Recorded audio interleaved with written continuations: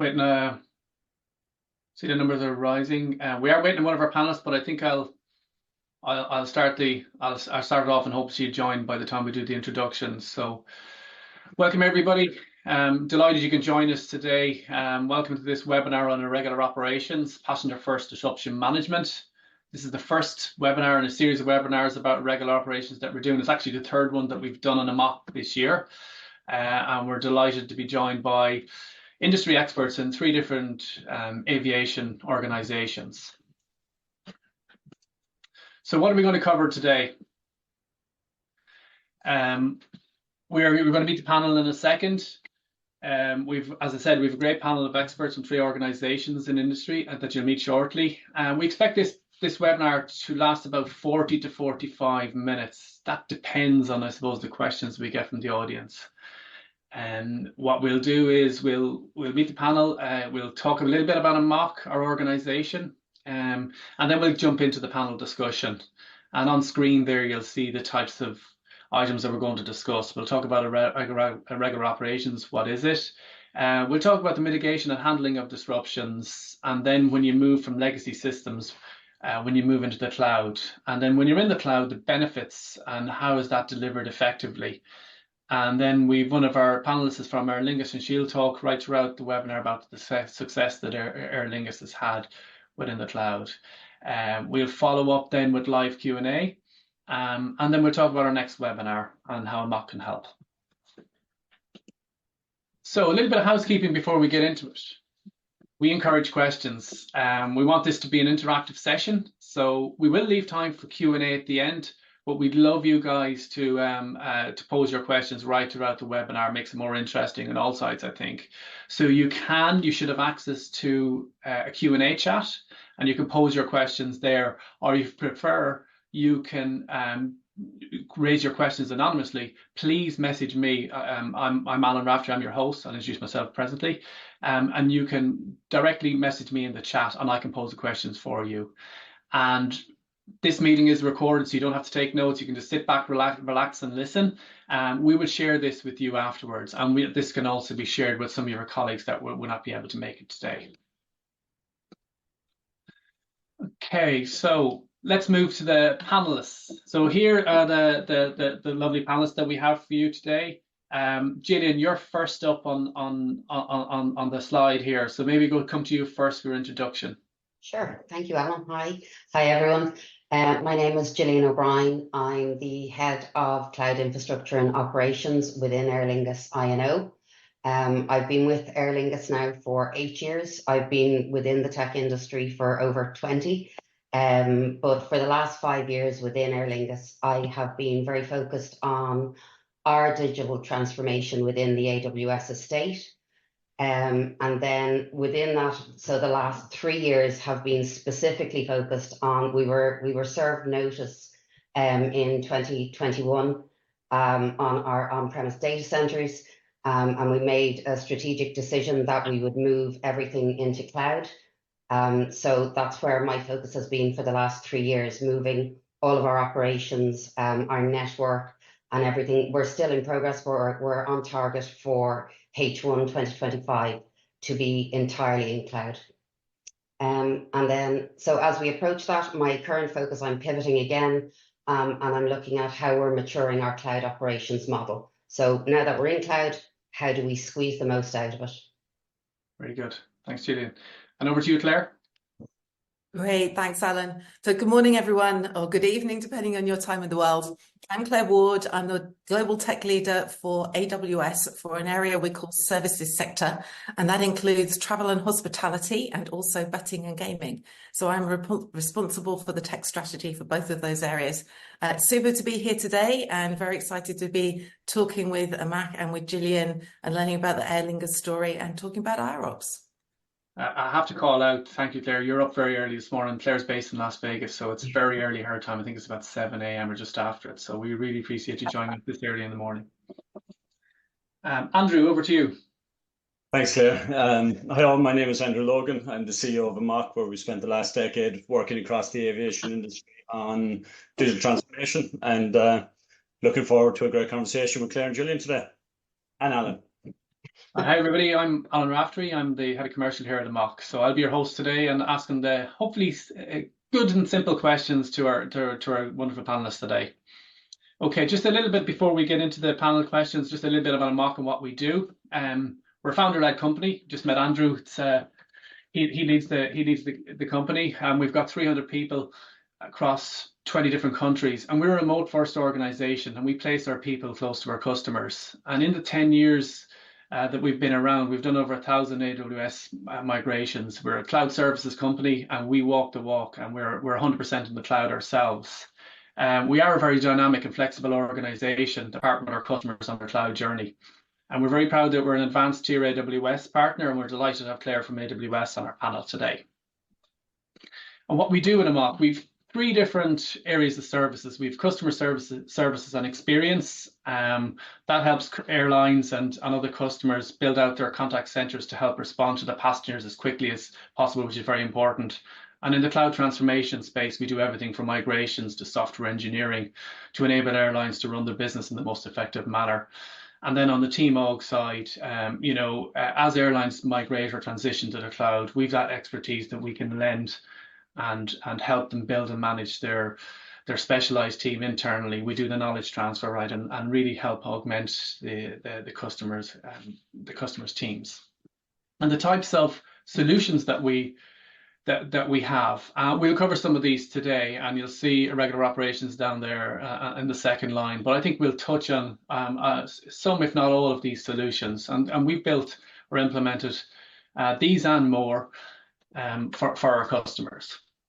So without further ado, I'll stop sharing. And Clare, let me come to you first. Maybe you could set the scene and give some context to the people on the webinar. How would you define irregular operations? And maybe you can give us some examples that you've come across in the past. Yeah, thanks, Alan. I mean, it's interesting. One thing I didn't say when I made the introduction is that I've been in the airline world, or airport and airline world, for nearly 30 years. And it's not the things that we do every day that people tend to remember. It's how we manage disruption. We live and die by the way we manage disruption and how we recover. And I think the average customer, the average traveler just doesn't know that disruption happens almost every day. Every time you wake up in the morning, the plan that you start with doesn't quite go to plan. That might be someone off sick, that might be a little bit of weather, it might be an air traffic control delay. But many people think of disruption as these really big events, like multiple flight delays or cancellations. And it's often those smaller things that can cause as many problems. The one plane that arrives 30 minutes late and then the turnaround can't finish on time and it doesn't leave the gate on time, so the next one can't come in on time. And you just get this knock-on effect that you can't recover from until you get some sort of fire break in the schedule. But as an airline, you don't want to create too many fire breaks because it's all about asset utilization. And I think the other thing is disruption isn't just airport related, which is a lot of our mindset.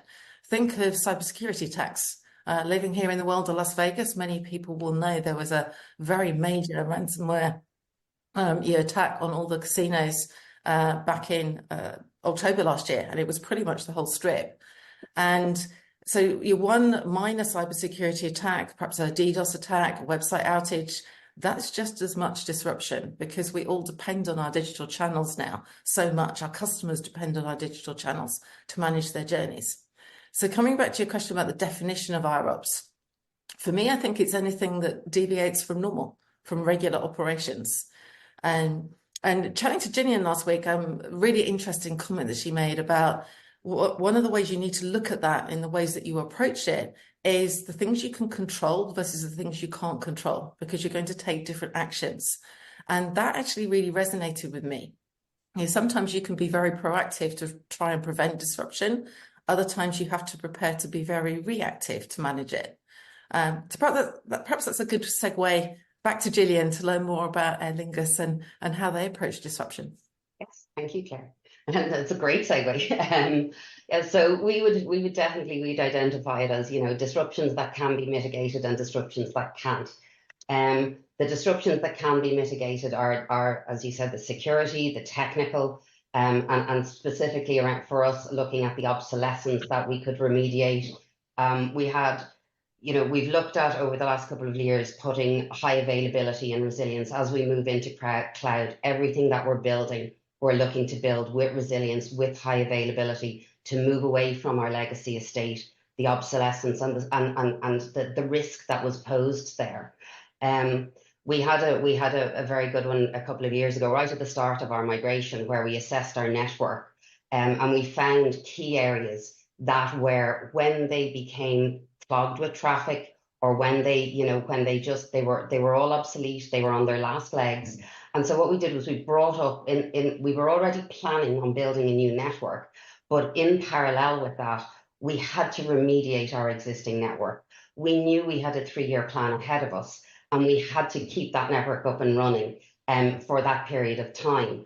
And we've done small changes throughout the network, things like, uplifting from a 1 gig link to a 10 gig link between our 2 data centers.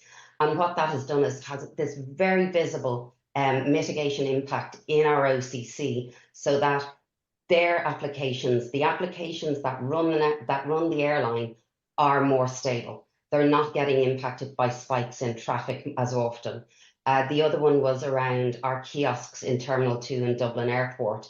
So where their gateway, the Junipers that they were coming in through, there was too much traffic on the Juniper for the age of the hardware. And the kiosks we moved them over to come through AWS instead. So what that did was it moved a huge amount of traffic off the Junipers. That protected the operations applications, but it also protected our customers up in T2, so that if we did have an incident, the kiosks stayed stable. The other disruptions are the ones that you can't mitigate against. That's the weather. It's, Claire, going back to what you were saying, those little decisions that our operations control center has to make every day. And what we're doing is we're looking to put modern workplace practices in. So putting the data in front of them so that they can make decisions based on data. I was telling you a very good a story that one of my colleagues was sharing with us the other day, that he was meeting with the director of the OCC. And throughout that meeting, she was constantly being asked to make decisions just on the ever-changing landscape going on in the OCC. And it was based on her experience. And what we want to do is we want to relieve her of that overhead. We want to put the data in place in the systems so that it's not dependent on her to constantly be making those decisions. Pretty good. Thanks, Gillian. And Andrew, over to you. Has Amach worked on any interesting solutions to help airlines with disruption or irregular operations? So if we stay in the same vein that Claire and Gillian covered, obviously controlled and uncontrolled. Addressing the controlled is the first step. And that's where you have to address your legacy IT systems, whether that's your legacy network, your end user compute, and remove the problem, or else even enable BCP if the unavoidable does happen again, because a lot of our legacy aviation systems don't have BCP today. So when you look at modernizing that, it gives you capability. Capability gives you options, and options when disruption, as Claire says, is so wide, is everything. It gives you options versus being stuck. And then if you flow that up into things you don't control, but going back to capability, everything from what you do with your call center teams, how you improve what's in front of them in terms of the single pane of glass, proactively getting them the information in terms of a plane gone tech, a flight disruption, so they're expecting the influx of calls. And then it's automating steps, exactly like Gillian said. Let's take the workload out of people's hands so they can deal with the customer. And a big part of what we'd cover there is the modern workplace that Gillian touched on. In a world of legacy network, legacy end user compute, you generally have a lot of ground staff or gate crew that are tethered to a single terminal or a single help desk. And that is very hard when you're a customer coming up to a desk. Their head is down, they're on a green screen, they're typing because that's the systems they're working on. So when you put, we'll say, an iPad or Surface Pro into their hands and you're sending them out to their customers, and you can increase your team because they can all roll out to that customer on that disruptive flight, and you're giving them eye to eye dealing with customer service because the tasks are automated. The seat allocation to the new aircraft are happening in the background, whether it's initiating refunds, it's all the questions on EU 261 on the on compensation. all that's been handled so you can deal with the customer. That's where then you're getting some of the biggest wins, and you're trying to maintain those NPS scores, which are massive for airlines. When, exactly as Claire said, you can't stop disruptions. It's all about how you handle them and how you react to them that keeps your reputation intact. Very good, very good. We covered a lot there on that. I'm sure we'll get to more later about that. But if we continue on the theme of cloud adoption, like what opportunities does it bring to the airlines who've adopted? I'm sure there's some airlines in here they're I'm sure they're across various stages of their cloud adoption. For those that are thinking about it, like what can they envision in the future around the opportunities that it will bring? Maybe Gillian, I'll come to you first on that. Well, for us, and Andrew touched on it earlier, but as an airline, security across the airline is our #1 priority. And by moving into cloud, we're able to focus on security a lot more in our digital space. We have the way our estate has been set up is to specifically to control any blast radius. First of all, to stop it getting in, but if it does get in, to control the blast radius, to make sure that everything is segmented, and to make sure that we are as secure as we can possibly be, with all of the tools available to us. It also provides us with a huge amount of flexibility. I was talking to one of my colleagues there earlier. He gave me a great example to use today. So we're currently in the process of migrating our Cloud Ops application up to AWS. It is broadly used by power users up in OCC, and we have the solution that we were looking at initially, to try and make it available to them. It wasn't correct, but we have been able to pivot, and we've actually just in the last week, and we're absolutely delighted with ourselves. In the last week, we've been able to successfully meet all of the OCC's use cases by just pivoting on the solution we were providing on that Cloud Ops application. So flexibility for us has been absolutely really important throughout the migration. And I'll touch on it probably again later, but when we got into migration, we didn't know how it was going to look at the end. So being able to kind of get in and experiment and find the right solution for each application that we were migrating, for each piece of infrastructure we were migrating, has been really, really important for us. And then on that flexibility as well, obviously when we went into COVID, being able to build solutions around our refunds, the massive refunds I assume all airlines had to deal with during that time period, the vaccination governance that we had to apply. So all of these things we were able to build in parallel, building multiple solutions to see which one was best, and which one we could get out in the right time frame. And then around our incident management, our time to resolve, we're currently, and it's very close to my heart at the moment, but our monitoring and alerting has been a key player in our ability to react when things go wrong. When things go wrong in the technical areas, being able to react based on the monitoring and the visibility and the data that we have, and we're able to pull out of our cloud estate is critical for us. Very good. And Claire, does that all resonate with you? Is that something you see with your other customers, your airline customers? Yeah, absolutely. I mean, I was reflecting last night on the conversation we had with Gillian last week, where she was explaining the journey that Aer Lingus took into the cloud. And that it started actually more as a business transformation program. Mm-hmm. And then there was this early decision to move the website into the cloud. And perhaps that's a good point to look at the opportunities of cloud. So, because websites they're our face, they're our public image, and digital channels now, which I was mentioning with IROPs, it's really important. When they're out, we're in trouble. So thinking of websites, it's definitely a top priority for many airlines that we're working with.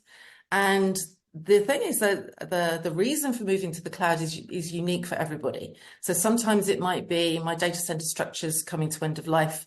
I don't want to maintain my data center.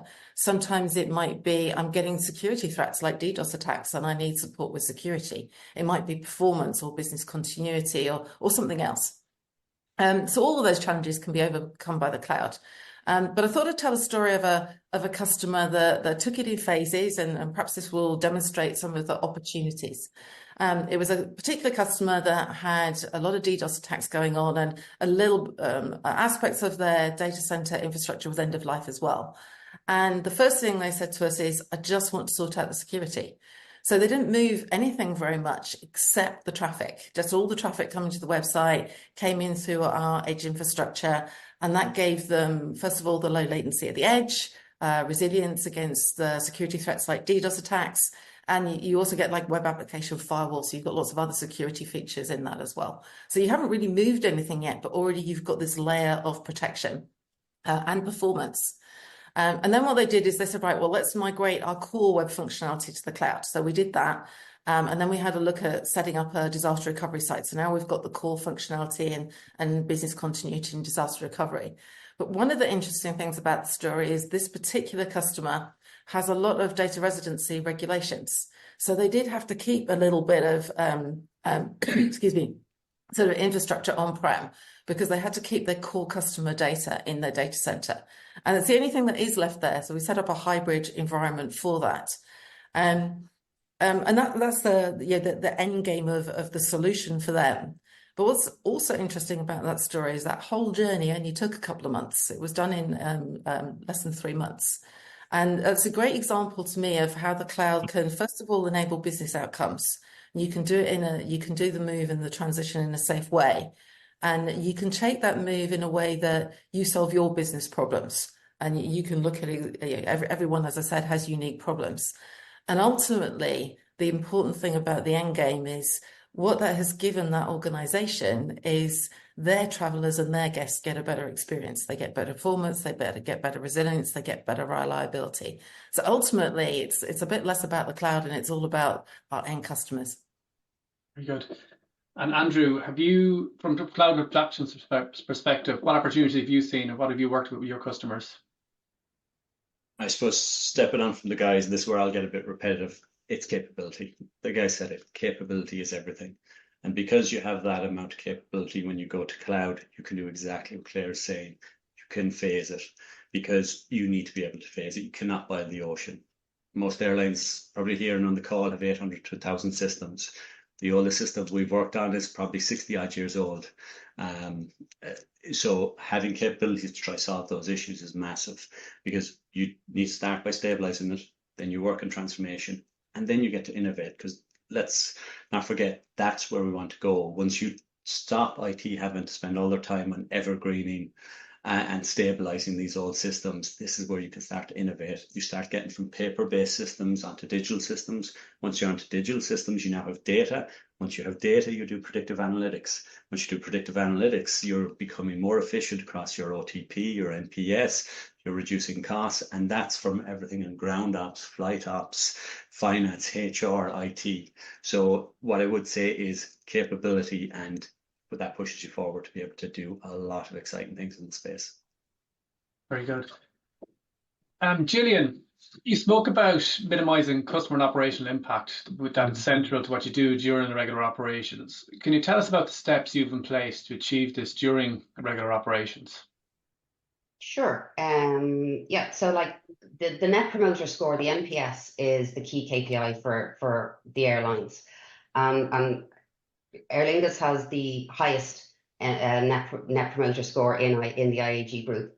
And our digital booking experience has the highest net promoter score. It is the KPI that we focus on, making sure that our customers are extremely happy, and when we do have a disruption, that we are looking after the customer first, and we're trying to get the operational impact mitigated and minimized.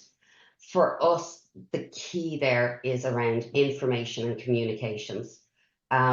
We started by looking at our incident management, and we started on this maybe a good few years ago, when we kind of went, what is production? And it's like, everything is production. So we had to look at, how do we manage this and how do we kind of come back from it? So it's not just, it's about communicating with the customer. And I know you had Suzanne Carberry on here on the last webinar talking about how we do our communications with our customers and how we brought AWS Connect in to our call centers to improve our communications and looking and making sure that our customers were being looked after. But it's also about our internal communications. If the OCC are not being fed information, if the call center is not being fed information, if the Terminal 2 duty managers are not being fed information, then they can't look after the customer, they can't manage the expectations there.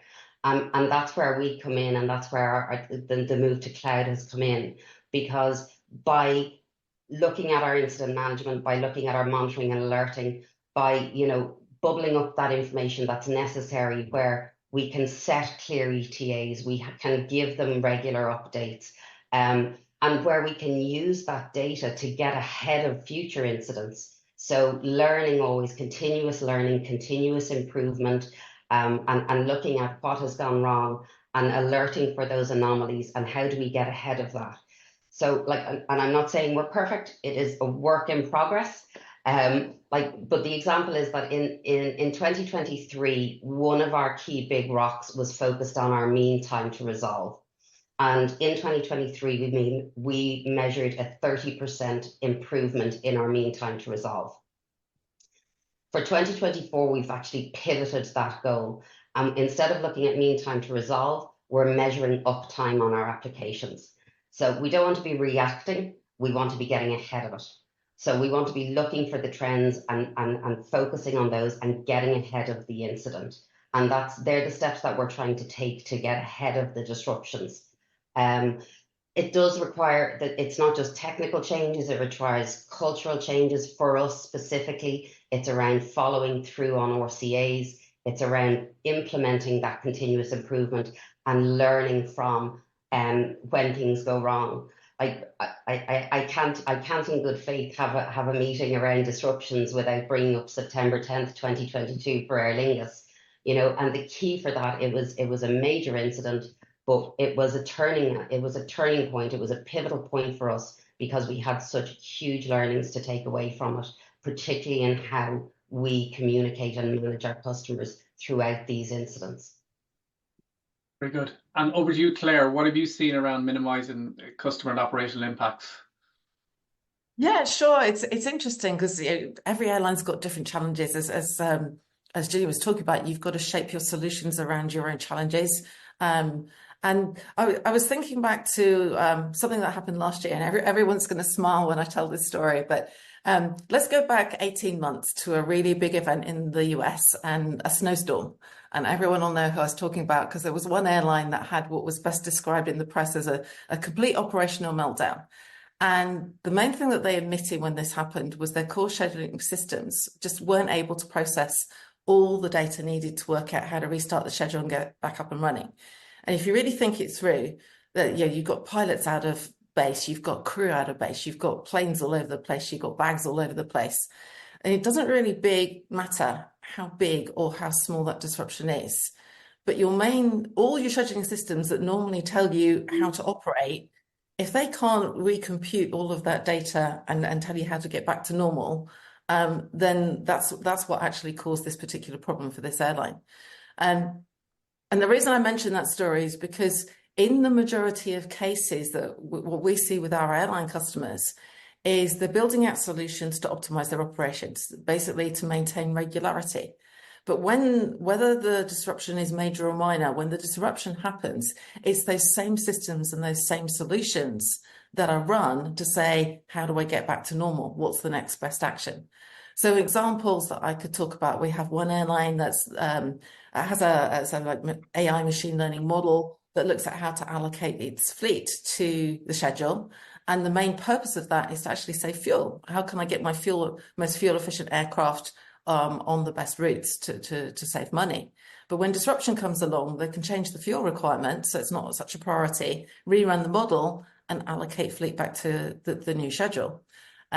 Another example with the same sort of thing, they're building models for how they roster pilots. And in the normal world, a pilot might fly to a base where they can jump off for 24 hours to go and do some mandatory training. They look at cabin crew, and the objective there is that cabin crew sleeping in their beds is a good thing for the airline and the cabin crew because they're happy and it's cost saving. So they model how cabin crew can have the optimum number of nights at home. And all of these are little MLAI models. And together they create operational regularities when you look at the whole together. And then just tweaking those requirements and saying, well, I'm not going to worry about the pilot training now. I'm not going to worry about you being at home. But now I can run the same model, having adjusted those criteria to say, what's the next thing I do to get back to normal? So that's what an awful lot of airlines are doing. So it's actually creating robustness within your core operational systems that, as Gillian said, rather than you sitting there with a lot of data trying to work it out and make the decision, the systems and the solutions are taking that pain away from you so that our staff's role can become more strategic, more customer serving, and more value added rather than more transactional. Very good. If we move to the topic of early adopters, so once you're in the cloud, what are the benefits and operational efficiency that can be achieved that you can't get when you're not on the cloud? We'll come back to you on that one again, Claire. Yeah, sure, thanks. I mean, again, I'll sort of tell some stories about what some of our airline customers are doing, because it's if I just go back to those examples of creating operational MLAI models, you can't do that if your data's not in the cloud. So the first thing is think about where your data is. Even if you haven't put very much in the cloud at all, data is the key to unlocking the journey. So what are some of the fun things that you might do with data or cloud technology? We've got an airline that's got a little system called Connection Saver. And the idea is most people, I'm sure most of our listeners will know that airlines these days bake contingency into the schedule. You have to because of air traffic delays and all sorts of things that happen. And that helps you maintain operations and you can deal with those minor disruptions. So what this particular airline does is if there's weather at a particular airport or a flight's coming in a few minutes late, it will run this thing called Connection Saver and say, can I delay the outgoing flight just for a few minutes to allow more passengers to connect, because then I maintain operational regularity, and within the contingency of that schedule, I don't actually disrupt the bigger picture of the schedule. We have one airline where this is a really cool little solution. Sometimes it's the small things that count. Yeah. And in this example, they wanted to get better activity in an aircraft turnaround at the gate. And sometimes you can have 30 people involved in a turnaround. And they realized that communications weren't optimized between all of those people. So now they set up a little WhatsApp chat for each turnaround group so that they can chat and talk and keep things on time. While we talk about turnarounds, we have airlines that are using computer vision so they can see the activities that are going on in the turnaround. And then you can identify and visualize issues that are happening early on in that turnaround and take corrective action so that ultimately the plane isn't delayed. Whereas I know in the old days of working in IT and an airline, sorry, I think I've got a bit of sun going on here. I'm going to move a little bit. There we go. That looks a little bit better now. So in the old days of working in IT, the turnaround would happen. It was always IT's fault because we were the easy ones to blame. But now you've got so many tools that you can manage that process better. So one last fun example I'll just finish with on things that airlines are doing on operational regularity. Again, big airline doing GPS tagging of all its ground equipment. And it started off with, if I know where everything is, my tugs, my stairs, my vehicles, all of those things. And I not just know where they are, but how many are active today, how many are out of maintenance. I can manage my whole operation a lot better because I can put the assets closest to the incoming aircraft. I can allocate those assets to that aircraft. I can start to look at routes around the airport for optimum transport of those assets to their destination. So great, I can just operate better. But actually what they found when they did the GPS tagging was they found all these assets they didn't even know that they had. And then they started to realize that they've got a lot more assets than they thought. That saved them an awful lot of money because they didn't need to buy new equipment. So it's interesting how you can also start with one problem and find these other knock-on benefits. Very good. Excellent. Andrew, over to you. You've helped many companies and airlines move to the cloud. What benefits and operational efficiencies have you seen? I suppose it is so broad because there are so many use cases. That's what makes it interesting as well. So if we take a simple one where it can be all encompassing, and we just do call center because call center is one that has been modernized for a while, and you can bake a lot of the internal systems into. So if you want to impact your customer, get the self-service options, the customized advice and all coming through, you get that win. You want to help staff, so you're empowering your agents. There's the real-time assistance, there is the front loading, what might come, the profiles of the persona, and then there's informing or impacting the business, because what are the call drivers? What is the sentiment? What's the trend analysis? That's back to your data, where you're trying to be proactive in front of anything that might happen in the airline. And that opens up the opportunity on what the business should be addressing next. So you're hitting all the markers. So that cloud adoption, just offering that in a small vertical across the full ecosystem is what's fantastic. You apply that now across the way and you could talk for hours on it. Very good. Okay, Gillian, to you.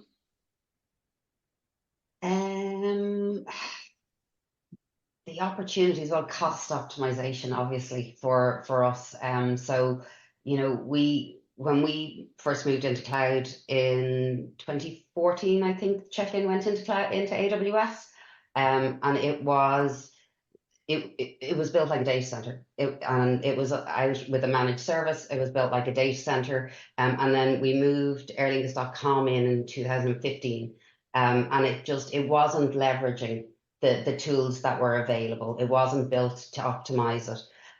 We brought it back to our own account in 2019, and within 12 months we had added 150% new instances, but reduced the cost by 40%. And that was purely through scheduling and right sizing environments and on demand. And you know, it just, for us, it showed that cloud provides you with the tools, but you have to use the tools correctly to get the most benefit out of the move. And that's where, you know, having the right people on the pitch and having the right knowledge in the team, it really for us was the most important piece. And it gave us the most the benefits of the cloud. Very good. I have two questions left, folks. So if anybody has any questions they want to pose to the panel, please be thinking about them now, because we've about probably 7 or 8 minutes left in the webinar. So please do pose them. So I'm going to move to the topic of lessons learned. I'm sure everybody's got some lessons learned but willing to share about cloud transformation that you can share with us today. So Andrew, I'll come to you first on lessons you've learned over the years from doing cloud transformation projects. I suppose the big piece here, and we're talking about cloud, we're talking about digital, is don't just think digital. Cloud transformation is more than just getting off the legacy IT systems. You're improving how everyone in the organization works, which in turn means you need to bring them on the journey. You don't do digital transformation to people, you do it with them. And if you do it with them, they will engage it, they will embrace it, and they'll come along. Because if you don't, there are examples of the past of simple things, getting people off old systems or migrating to the brand new, shiny modern system, and they just don't move because you didn't engage them. They don't want to, and it's a failed project. So engage the business early, understand the business early, and then go on the transformation with them. That genuinely is one of the biggest lessons learned for ourselves. And we'll continue to learn. Gillian, to you, what have you seen from an Aer Lingus perspective? What have you learned over the years? Well, for us, because one of our big challenge with the migration was that it was very legacy. I think Andrew referred there to a nearly 60-year-old system. I think she's less than 60 years old, but she's just under 60 years old. But she didn't. Our mainframe was migrated to cloud, and that was from a standing point of when I started 8 years ago. I believe the general consensus was never going to happen. You will never move that mainframe to cloud. And it happened, it did. So, you know, anything is possible. Don't sign anything off. But also, like our estate was legacy. There was very little documentation. We had 1 and 2 people around the place who understood how everything was built. So really for us, it was, you know, accepting that you just don't know what you don't know, and be ready to go into it and pivot. You know, and learn on the path. It is a huge learning experience doing a migration of that size, but it is very, very interesting and very satisfying when you see stuff start to move through. Very good. And from your perspective, Claire? Yeah, lessons learned. I think for me that's technology often actually comes last in the process. It's always, people, process, and technology, and also what's the business proposition. And one of the very interesting things I've learned at AWS is think about we have something we call our culture of innovation, and effectively AWS has found a way to mechanize a culture where it's a very mature culture. You can delegate decisions. Everybody knows what their responsibilities are and how to operate. We all understand how to take risks and when not to take risks. And that mechanism enables innovation, it enables agility. So one of the things I would say is a lesson learned about moving to the cloud is invest in the foundations. Do your people have the right skills? Have you cloud, it's basics, like you're often moving away from a CapEx environment to an OpEx environment. Have you set up the right processes in place that you're just to manage that change? That's quite a big change for a lot of organizations. So yeah, foundations, make sure you've got the right skills, make sure you've got the right mechanisms, you make sure you've got the right processes in place, and start small. One of the big things that we always do at AWS is we have what we call a working backwards mechanism. So we start with our end customer, the traveler. We say, what's the one thing that we want to change with that traveler's experience in the project or program or activity that we're going to do, or what do we want to achieve? And then we design the journey around that deliverable, and start small. As I was talking about with these ML/AI data models, if you're going to migrate a website, we had that example of you can do it in phases. So you can get to know the journey, you could get to understand how to deliver on that journey before you do some of the big things. And then once some of your data's in the cloud, you can start taking advantage of it while you migrate the big things. So start small, put the right foundations in place would be definitely my recommendation. Very good. I have a final round of questions for the panelists. So Claire, I'll come to you again. Is there any interesting stories about airlines are doing with Gen AI to improve recovery times or improve passenger experience during disruptions? Yeah, absolutely, loads. So the story of Gen AI, I mean, it was almost about a year ago that the media bomb went up. ChatGPT had been around for 6 months, but the media bomb sort of went up about May last year. And there were so many organizations going, we've got to use it, we've got to use it. It was a bright, shiny toy.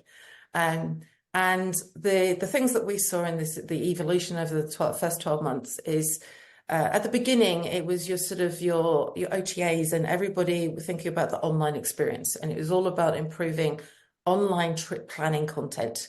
Can I talk to you better? Can I chat to you better in trip planning? And can I give you better text and better images that might encourage you to book quicker? So it's all about look to book.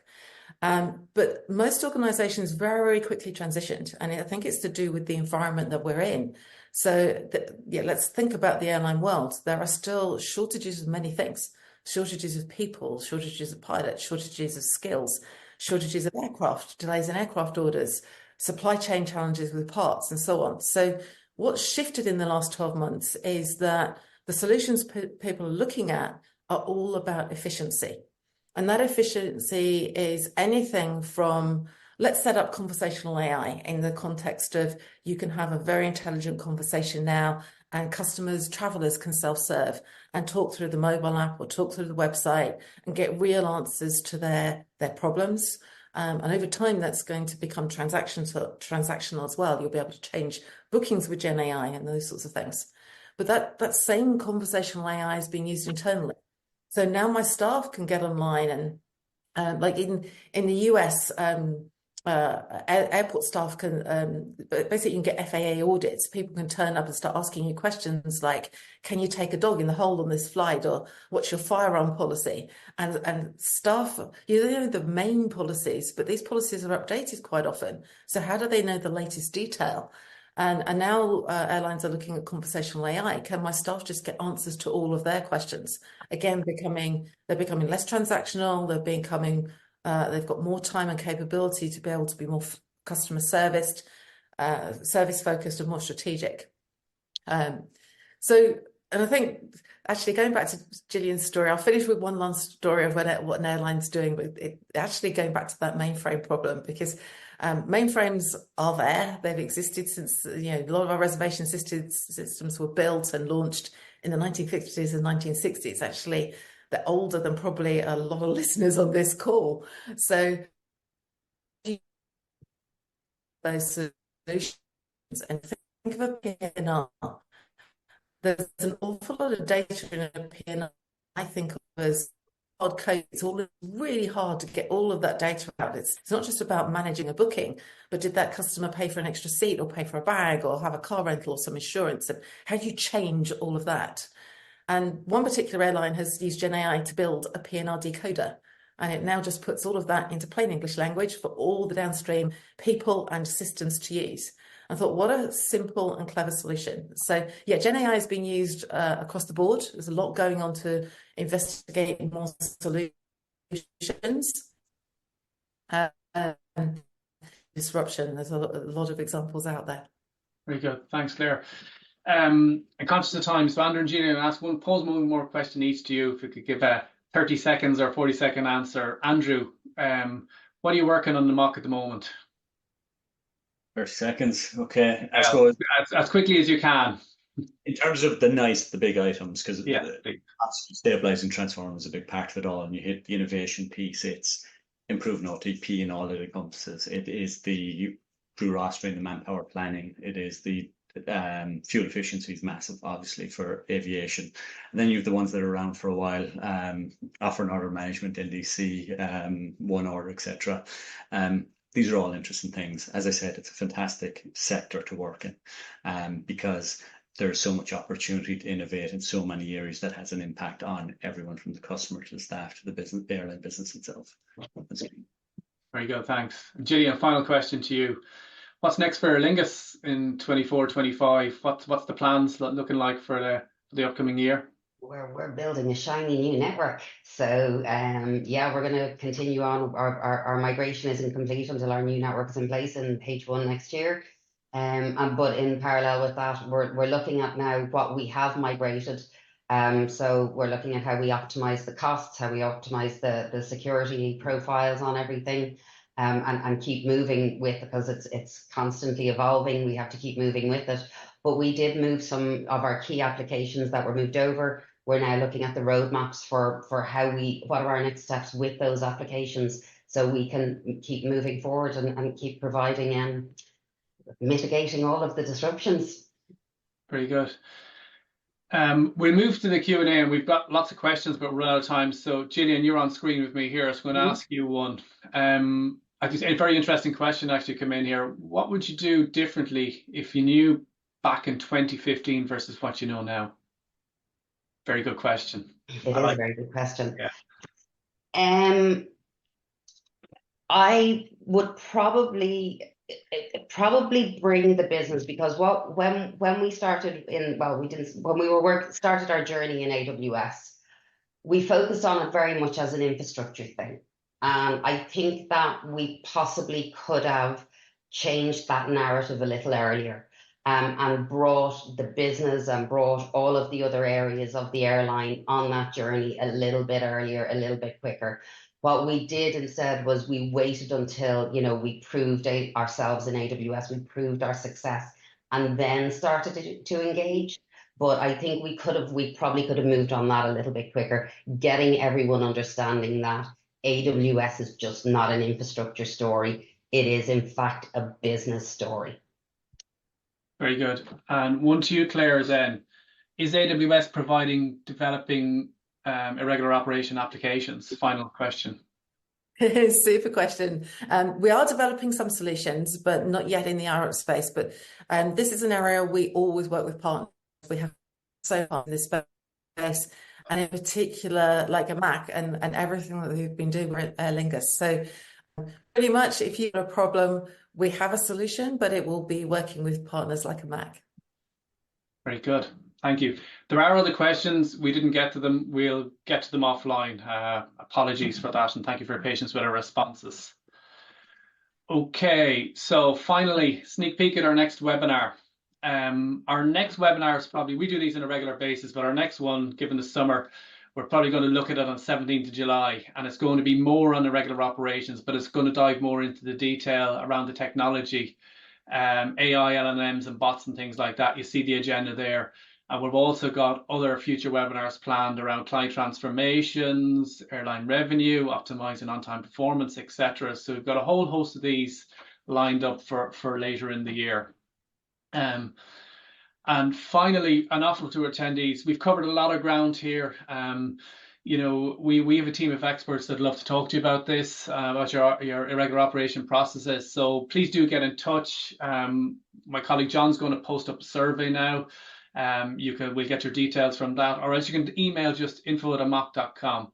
And so one of our experts will get in touch and be able to talk to you about how you're handling your regular operations and share the benefit of us working with multiple customers. Finally, I want to first of all thank you to our panelists, Gillian, Clare, and Andrew, for sharing their experiences, knowledge, and insights, especially to Clare, who's up very early in the morning, 7 a.m. as I said, her time. Really appreciate you taking your time to be with us. And to the attendees, thank you for joining us today and for your questions. Lots of questions flew in there at the end. It always helps make the quality of your webinars better. That's it for this session. We hope you found it very enjoyable and valuable. We'll be sending out a recording in the next day or so. But goodbye for now. Thank you very much for joining our webinar. Thank you. Thanks all.